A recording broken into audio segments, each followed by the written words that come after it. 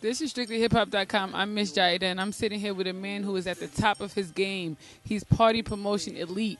He started throwing rent parties at the tender age of 16, and since then has become internationally known as one of America's top party promoters, Mr. Hollywood Chuck. How are you? How you Wait, doing? first of all, how did you find out about my rent parties? I'm supposed to know. That's good. That's good. That's good.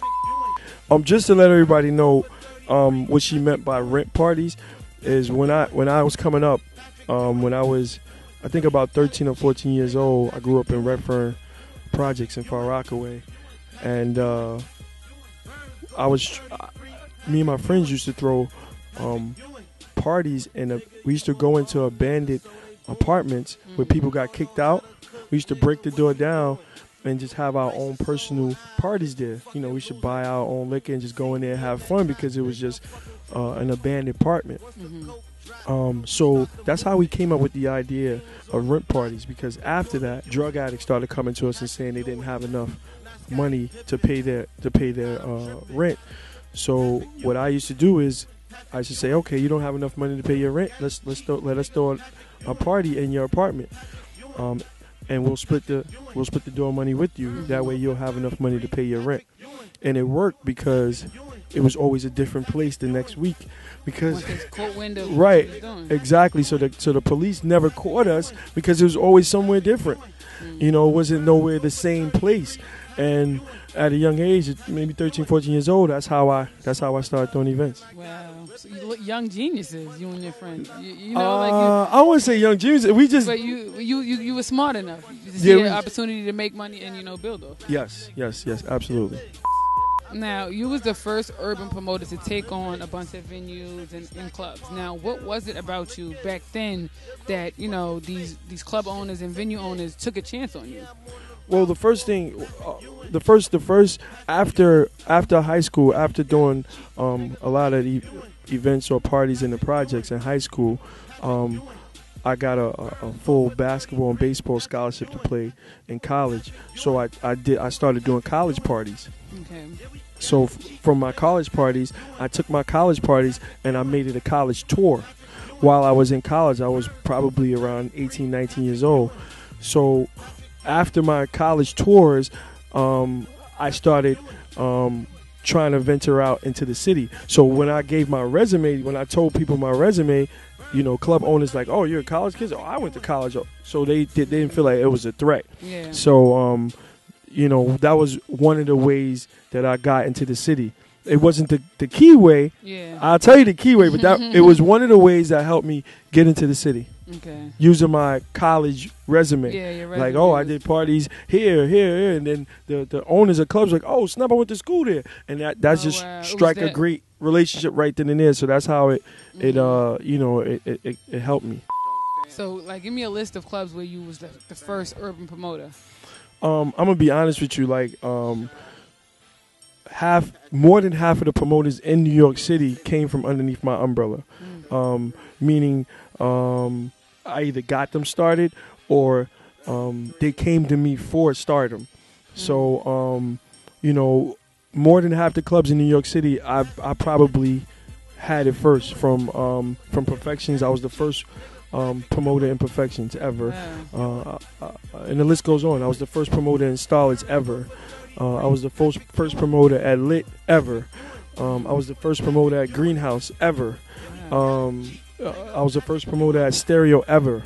I was the youngest. Yeah, I was the youngest promoter at the Tunnel nightclub. I was 18 years old and I was promoting the Tunnel nightclub. A lot of people don't know that because back in those days, promoters wasn't glorified like they are now. Promoters was always in the background, just promoting. They wasn't, getting on mics, jumping on stages and stuff like that, like they are now. Yeah. So I was, I put in a lot of work. And you've also had a lot of sponsorships. I know in the past you were sponsored by like Hennessy, Grey Goose, Ace of Spades.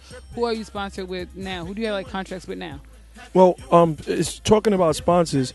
As a promoter, I always want other promoters to see it as something that can uplift you and you can make a lot of money from. I was the first promoter and probably the only promoter to ever have a sneaker deal. signed a sneaker deal, and I was the first and probably the only black promoter to sign with Grey Goose. I was the first Grey Goose ambassador in New York.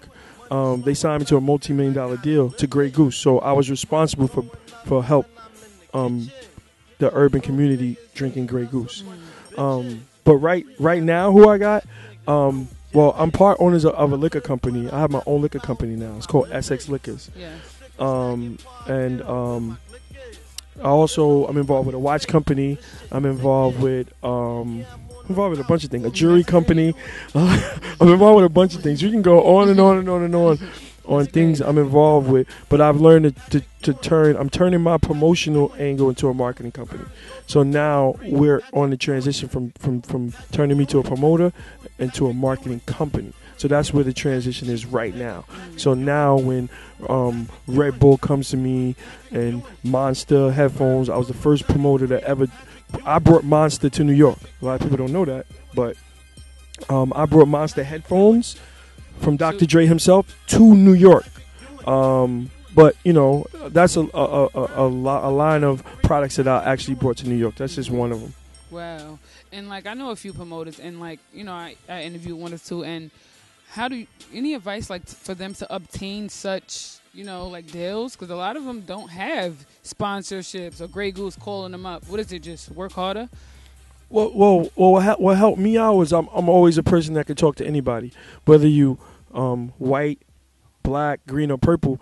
Be able to talk to anybody. Be able to be in any conversation. Learn about different things so that be well-rounded. Exactly. Be well-rounded so you can talk to anybody. A lot of these promoters can't hold conversations with anybody. So even if you're a cameraman, I know a few things about the camera so that if he's having a conversation, I can have a conversation with him. Yeah. Or if you're a person who owns sneakers, I can have a conversation about sneakers. I'm not going to be the most knowledgeable on cameras, but I'm going to have some knowledge on it so I can hold a conversation. And that's how you uplift yourself and make yourself available for everybody, because you're able to hold a conversation with anything. Yeah. That's good advice right there. To really, self-educate yourself in a way enough to, make relationships happen. Yeah, just enough. Like, just know just enough. Bit. Like, it's crazy because when I was coming up and I was like, this like any other kid horny for girls, I used to watch the stories so I can know what's going on, so I can hold a conversation and talk about General Hospital and stuff like that. So, like a lot of promoters don't do their research, and that's where it comes from. You have to do your research in everything, and if you do your research, then you'll have the knowledge before you do it. 33.